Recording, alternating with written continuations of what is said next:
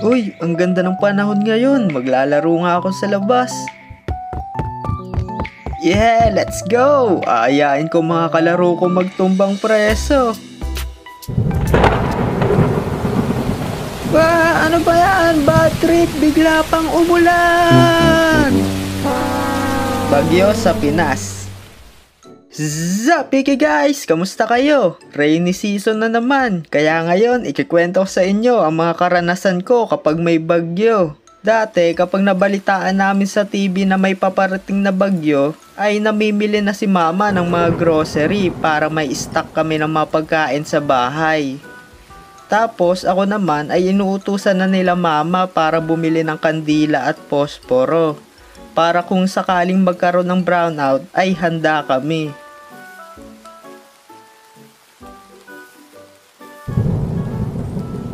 Anak, matulog ka na. May pasok ka pa bukas. Mama, may bagyo, diba? Wala pong pasok yan. Nako, di mo sigurado yan. Kaya matulog ka na. Wala pa namang announcement eh. Ay, okay po. Matutulog na ako. Dati, naaalala ko pa nung bata ako kapag nasuspend yung pasok, sobrang saya ko.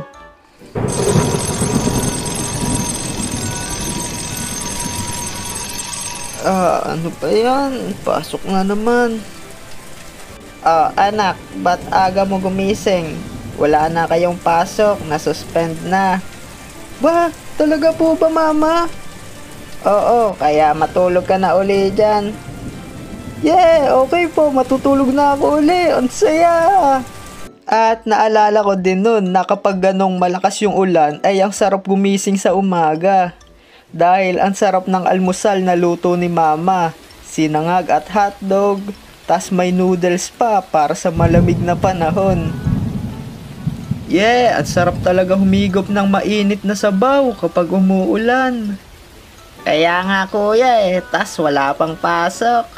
Eto talaga kahit di naman suspended klase, di ka pa din pumapasok Kaya nga. Pero syempre, kapag may bagyo ay hindi maiwasan ang mga problemang dadating. Tulad dati sa bahay namin, kapag malakas ang ulan ay lagi na kaming naghahanda ng mga balde para ipangsalok sa tubig na tutulo sa butas ng bubong namin. Kaya halos di kami makakilos sa dami ng balde na nakaharang sa loob ng bahay. At minsan din kapag sobrang lakas ng hangin, yung bubong ng bahay namin ay halos matanggal na. Naalala ko pa nga nung nakita kong umaangat onti yung bubong namin sobrang takot na takot ako. Dahil iniisip ko noon na kapag natanggal yung bubong namin mababasa lahat ng gamit namin. At masisira yung TV namin at iba pang gamit sa bahay. At nung bata pa ako, kinakatakutan ko din tuwing bagyo kapag may mga puno na tumutumba. Kasi sa harap ng bahay namin dati ay madaming puno. Kaya kitang-kita talaga ng mga mata ko kapag may bumabagsak na puno. Mama, sobrang lakas ng ulan. Parang tutumba na yung puno dun Natatakot po ko. Anak, huwag kang matakot. Malayo naman sa atin yung puno na yon. Mama, yan na. Tutumba na yung puno.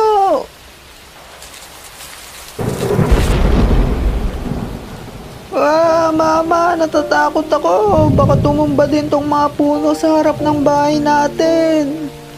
Huwag kang matakot anak. Kaya tumumba na yung puno na yon dahil matanda na at malambot na yung lupa doon. Nakakatakot. At syempre, kapag may bagyo o malakas ang ulan ay hindi maiwasang magkaroon ng brownout. Guys, grabe, ang lakas pa din ng ulan dito.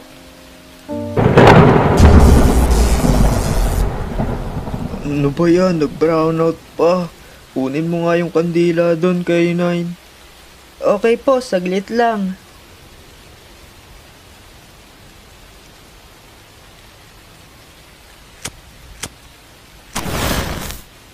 Yan, sa wakas, maliwanag na dito sa bahay kahit papano. Mag-iingat kayo sa kandila baka matumba nyo yan. Opo, Mama, Papa, mag-iingat po kami dyan.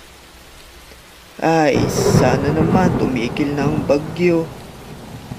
At kapag medyo humihina ng ulan, ay lumalabas kami ng bahay para pumunta sa mga lugar na may baha kasama ng mga kaibigan ko.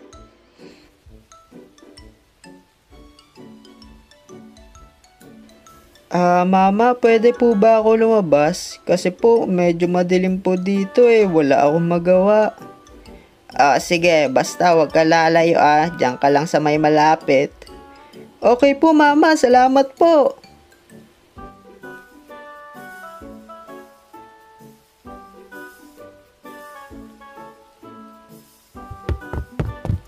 Uy, mga pre, andyan pala kayo.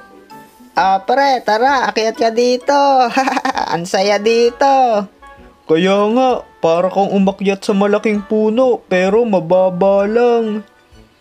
Sige, akyat din ako dyan. Mga pre, alam nyo ba na nakita ko kaya tumumba tong puno na to? Talaga ba?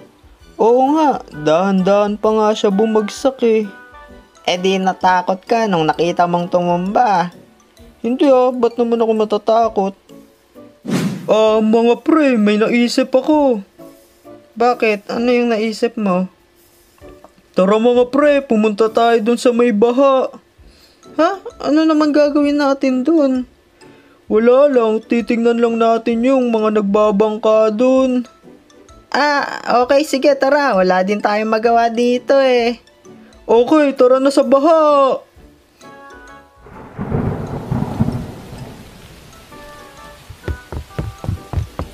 Mga pre, nandito na tayo.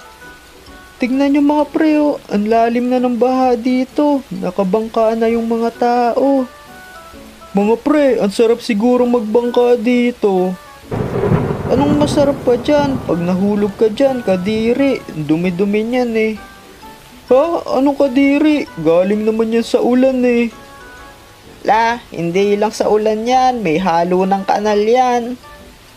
Pwede nga. Sarap siguro dyan mag-swimming. Yan! Sarap dito! Woo! Yan! Grabe, ang lamig! Ay, mga pre, tingnan nyo yan May mga batang nagsiswimming sa baha. Pag nainom nila yung tubig sa baha, baka magkasakit pa sila. Nakakainggit. Gusto ko din mag-swimming. Tatalo na ako. Hoy, pre, teka lang. Ang saya dito. Kadiri, may daga dito. Ay, naku, ayaw kasi makinig mga bata, wag nyo gagayahin si One Huwag kayong magsiswimming sa baha para di kayo magkasakit. Ngayong rainy season ay magdoble ingat tayong lahat. Kayo, anong bagyo experience nyo? So guys, may magandang balita. May TikTok shop na nga pala tayo. K9 Online Shop yung pangalan niya sa TikTok. So ano pang hinihintay nyo? Paki-follow na yon. Nandyan lang yung link nun sa description o kaya sa comment section. Maraming salamat. May new version na ang ating K9 shirt sa Shopee. So kung gusto nyo umorder ng napakulupit na merch na to, nandyan lang yung link nito sa description o kaya sa comment section. So ano pang hinihintay nyo? Order na! K9 animation shirt, available nga pala sa Shopee. Kung gusto nyo umorder, nandyan lang pala yung link dito sa description o kaya sa comment section. Paalala nga pala, huwag kayong o-order sa mga fake shop. Ito lang yung nag-iisang legit account natin sa Shopee. Diyan lang kayo o-order ng merch natin. So shoutout nga pala sa mga bumili ng merch natin dyan. So shoutout nga pala kay George Zidane Vargas, kay Maverick Zane Vargas, Jesmil Amparo, shoutout din kay Jayan Gores, Jaylick Gores, Rod Skyler at Alexander Ross. At happy birthday kay Lord Allen Pasalos Dos, Lord Ayan Pasalos Dos at kay Stephen Johan F. De La Cruz. So yun lang guys, maraming salamat sa panonood.